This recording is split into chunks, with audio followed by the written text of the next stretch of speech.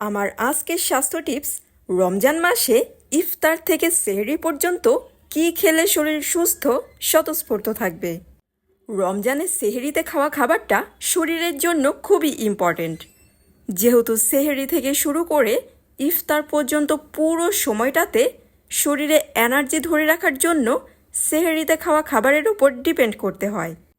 এজন্য সেহরিতে খাদ্য তালিকা এমনভাবে সাজিয়ে নেবেন যাতে শরীর দরকারি পুষ্টি উপাদানগুলো খাবার থেকে পায়।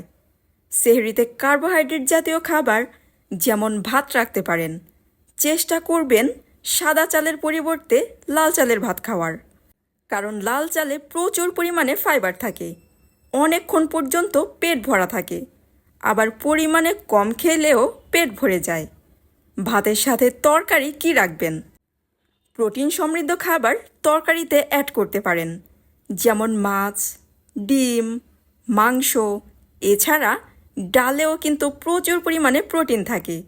সাথে একটি সবজির আইটেম অ্যাড করতে পারেন, কারণ শাকসবজিতে প্রচুর পরিমাণে ফাইবার থাকে। এতে রমজানে কোষ্ঠকাঠিন্যের সমস্যা থাকলে সহজেই ঠিক হয়ে যাবে। সর্বোপরি মিলিয়ে আপনার খাদ্য তালিকায় 1 কাপ সবজি, মাছ কিংবা ডিম অথবা মাংস এবং চাইলে ডাল অ্যাড করতে পারেন। তবে চেষ্টা করবেন সেহরিতে ভারী খাবার না খাওয়ার, যেমন কাচ্চি, বিরিয়ানি, পোলাও, খিচুড়ি। এছাড়া অতিরিক্ত তেল চর্বি জাতীয় খাবার সেহরিতে না খাওয়াই ভালো। এর পাশাপাশি সেহরিতে শুকনো জাতীয় খাবার যেগুলো আছে, যেমন বিস্কুট, পাউরুটি, চানাচুর, এই খাবারগুলো না খাওয়ার ট্রাই করবেন। সেহরি কিংবা ইফতার যখনই খাবার খান না কেন, খাবার ভালোভাবে চিবিয়ে খাবেন, প্লাস আস্তে আস্তে খাবার খাবেন। একসাথে বেশি পরিমাণে খাবার খেয়ে ফেললে বুক জ্বালা পোড়া কিংবা বদহজম হতে পারে। ইফতার করার শুরুতে অবশ্যই খেজুর খাবেন। ইফতারে খেজুর খাওয়া যেমন সুন্নত, তেমনি খেজুরে অনেক পুষ্টিগুণও আছে, যেমন ফাইবার, আয়রন, শর্করা, ক্যালসিয়াম। এছাড়া আরও বেশ কিছু উপাদান খেজুরে পাওয়া যায়। খেজুর শরীরে খুব দ্রুত শক্তি যোগান দেয়। সারাদিন রোজা রেখে অতিরিক্ত চিনিযুক্ত শরবত খাবেন না। ইফতার থেকে সেহরি পর্যন্ত 10 থেকে 12 গ্লাস পানি পান করবেন।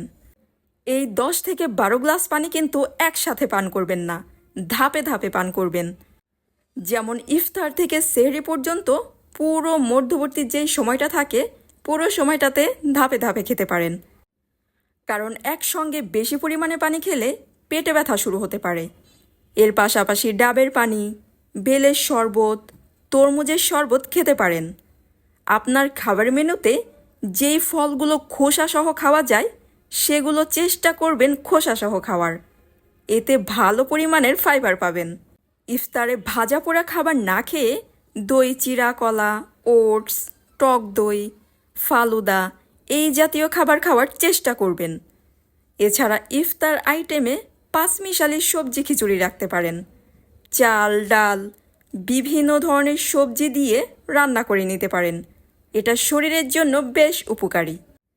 স্বাস্থ্য বিষয়ক বিভিন্ন ধরনের ভিডিও পেতে তানিজাস ডায়েরির সাথেই থাকুন।